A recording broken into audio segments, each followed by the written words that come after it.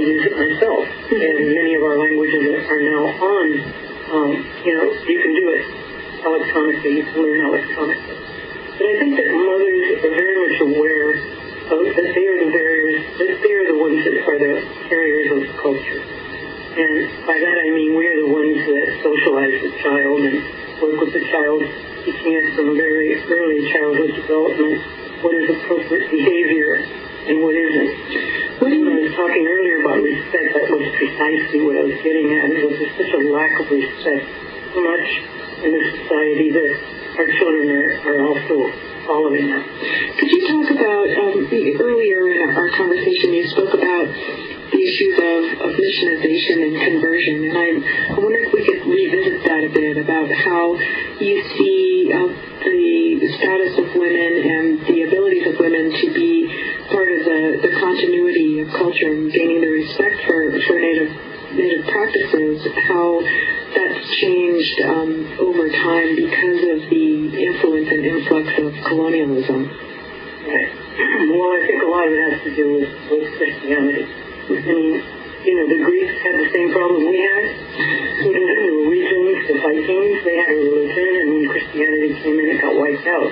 So I think the situation we have today is that many Indians have embraced Christianity, and they don't have a problem with that. However, it rarely happens the other way around. Right. And so I think that many women call themselves Christian religiously, but then culturally they seem to still be Indian. Yeah. And they follow both ways. And, and then it's not an issue. It's not a problem for them. However, I think that some of the teachings, I know there have been instances on certain reservations where missionaries have actually told the people, or the local priest or minister have told the local people to stay away from those ceremonies because they're the work of the devil, they're superstition, and that's devastating. It's absolutely devastating. When I have studied this one ceremony for 30 years, and it is profoundly beautiful.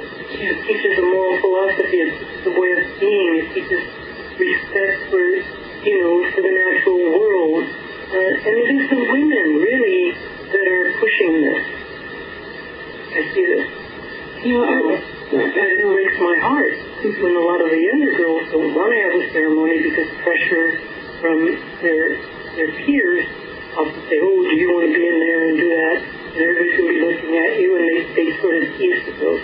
So it's very important that the women begin very early on to instruct young girls on what the role of women is and to monitor them closely and prepare them so that by the time they become teenagers, they will want to have a ceremony. At Mescalero, are you seeing what's the rate of participation in this ceremony? Are there more girls doing this now than there were 30 years ago? How is the ceremony changing? There are more. There are more. Yeah, I don't know statistically. I've never done the statistics on it, but I would say there are probably more. Could you talk about have there been some changes there because of, mass production, or because there's more girls that are living in urban areas who maybe have to come home to do this, how that's changing the way? No, I don't see the ceremony itself. The internal structure of it remains the same. Yeah. It's really like if a daughter's living in California, she will come home to have her ceremony. I work closely with her sponsor who prepares her.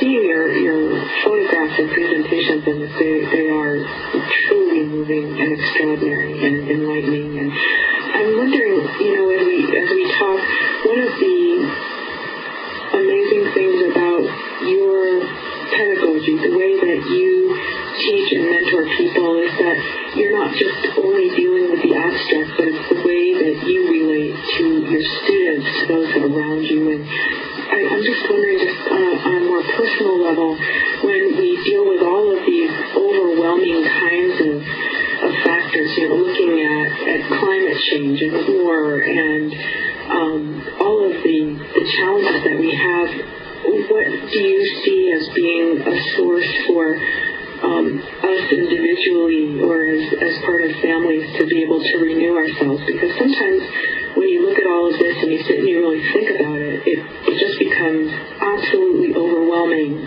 sometimes to the point of paralysis. And I wonder what your advice and counsel would be for Native women and for all women. Well, for Native women especially, I think everything that exists today was virtually created at the very beginning. And these sacred actions require a large body of precise knowledge. There's acquisition of and ceremonializing knowledge is still done today. And there are religious specialists, all over the country. And I know as my own teacher, Wilito Antonio, suggested to me once that if people want to know better their culture and the traditions, they have to go there, And then the next thing I would say is working on the language. You have to go back, and especially for urban Indians who often find themselves, and of course the majority of Indians are urban Indians, find themselves in large urban areas with no support systems. For them it's extremely important to try to get back home. And I think that one of the reasons that I developed the integrative theory is that you really can't study this from just one discipline. And I've tried to teach my students that everything is integrated and also, importantly, interrelated. And so I don't see a distinction between myself and my students. Yes, I'm the professor, but they're human beings and they're on the same playing field as I am. And if they've made it to a university, that's extraordinary because, as I said earlier, most Native American students have very, very poor educations generally. And so they don't make it to the university. So when I get one in the university, I'm just so pleased that I just feel I have to do everything I can to help the students. And I also am aware of what the Buddha says, too much compassion is not a good thing. I try to be compassionate with them because I know how hard the struggle is. And when I was going through my work, I had only one person that kept encouraging me and on the professorial level, and that was Professor Carlos Blanco. He was not really my mentor, but he did mentor me. I had another person officially as my mentor, but I hardly ever saw him. But Carlos Blanco mentored me, and so did Professor Arturo Madrid. I have followed that tradition with my students. Well, I think you've gone above and beyond, and we're coming to a close for our conversation, but I feel truly, truly blessed to have known you all these years. The reverberations of your life and work and thought and prayer and dedication goes far wider than I think we'll ever know. I think it will reach intergenerationally. So from the bottom of my heart, Ines, I thank you for everything that you've done for all of us, not only as your students, but for those people who are seeking justice in spiritual practice, justice for this earth, and justice for all beings. And with that, I'd like to thank you for being with us tonight.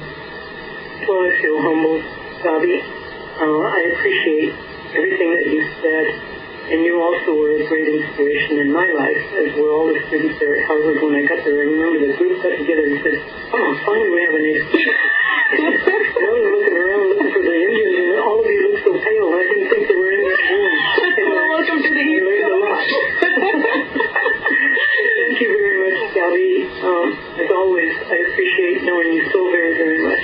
The same. We love you dearly. And thanks to the radio station for listening to my words. Thank you. And for all of you out there listening, I wish you the very best. All right. Thank you, Ines. That's Dr. Ines Talamantes, who's a professor of religious studies and the founder of a program in Native religious traditions. And I'm Gabrielle Tayak, your guest host for this evening. Thanks for being with us tonight.